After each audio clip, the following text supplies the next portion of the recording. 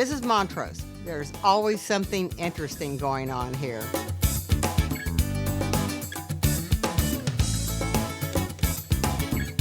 The primary intersection and really the heart of Montrose is Montrose and Westheimer. The view of downtown is so wonderful. I mean, it's a clear day today, and it's just absolutely spectacular. The whole Montrose ideal is that you do what you want to do as long as you don't bother me. Montrose was something of an anything goes place. Montrose is both a neighborhood and an attitude. 25 years ago, it used to be, oh, you live in Montrose, and now it's like, oh, you live in Montrose. It's just got lots of great energy, very, very high energy. If you're going somewhere in town, you come to Montrose. I mean, that's what everybody does. When we first moved in, people would go, well, why would you move to Montrose? It's known as the Greenwich Village of Houston because of the diverse mix of people. Montrose today is becoming more sophisticated. We're in a transition. The advent of 3- and 4-story townhouses is really raising property values dramatically.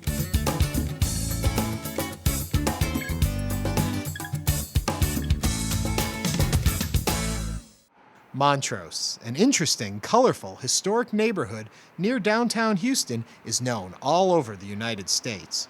It's charming, weird, artsy, wacky, bohemian, and always appealing and entertaining. The whole neighborhood has a lot of character. It's very diverse. Today, it's a vibrant, upscale, gentrifying neighborhood. Montrose is the home of popular restaurants and clubs, coffee houses, all-night diners and delis, outdoor cafes, museums, art galleries, tattoo parlors, eclectic shops, beautiful old mansions, and 1920s bungalows. In the early 1900s, real estate developers chose a barren prairie land southwest of Houston to develop a new neighborhood for the city's well-to-do. They named it Montrose, after a town in Scotland. The main thoroughfare, Montrose Blvd, was lined with huge mansions inhabited by the city's elite. All the homes in the area would have expansive lawns and large porches to capture the evening summer breeze coming in off the Gulf of Mexico.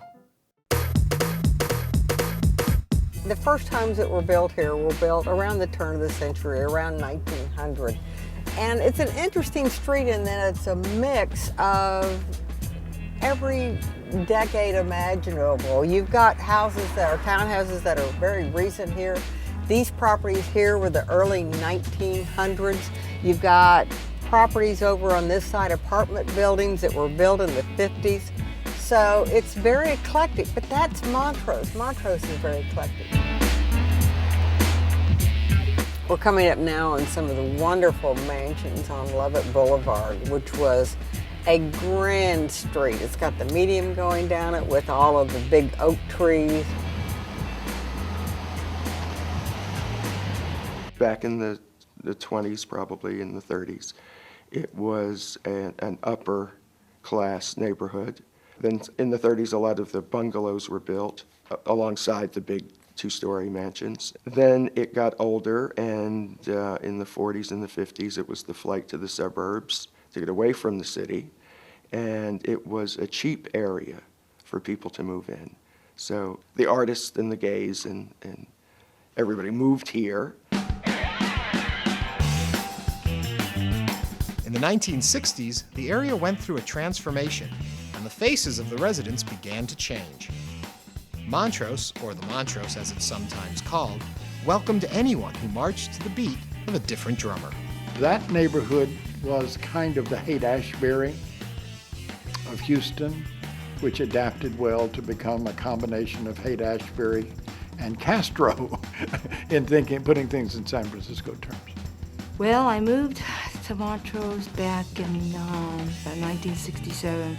I almost felt like I was home. It was an environment for me that I felt safe in.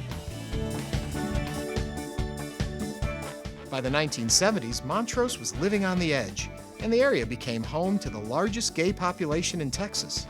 These men and women converted an older, somewhat run-down neighborhood into a prime entertainment and residential area, an area where they felt safe to live their lives and be themselves. It was the place in Texas to come to if you were gay or lesbian. And because it was so open here, you could walk around in what was like your own village and your own town. I first started coming into Montrose in the 70s when I began attending Rice University. Montrose had deteriorated. When I moved to Houston, Montrose was still a little bit on the seedy side. People started looking around and said, wait, there's a lot of garage apartments here, rent's cheap. And so we started moving in and gentrifying the neighborhood.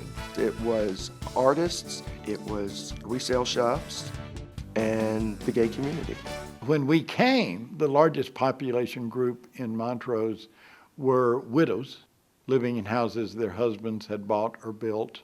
Then their husbands died and they were living on fixed income and the houses were torn down.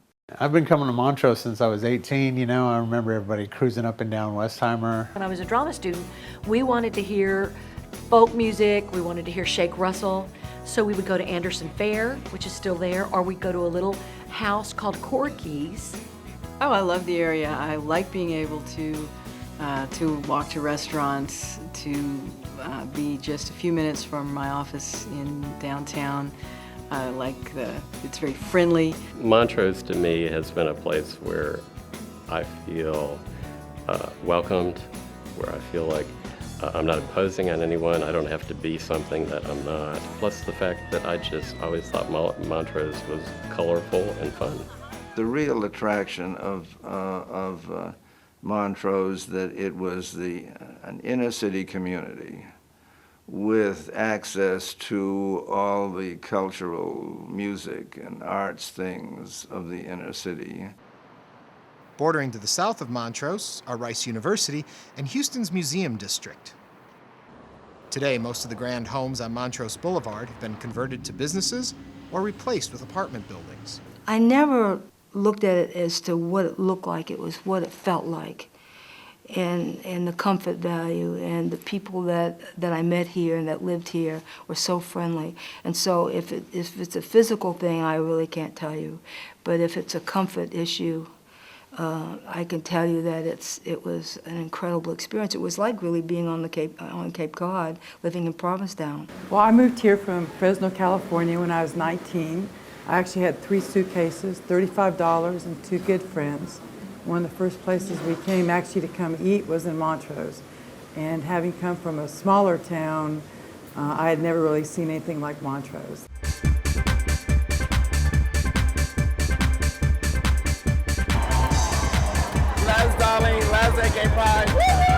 You're coming from some little town in West Texas or some little town in the middle of nowhere, somewhere else in the country, and you've never met another gay person, and you've never found a place that was safe to be out. Coming to Montrose it's a sanctuary. It's Disneyland, it's Mecca, it's all those things rolled into one. It's where, and it has that attraction, and that's why people hear about it and then they show up here.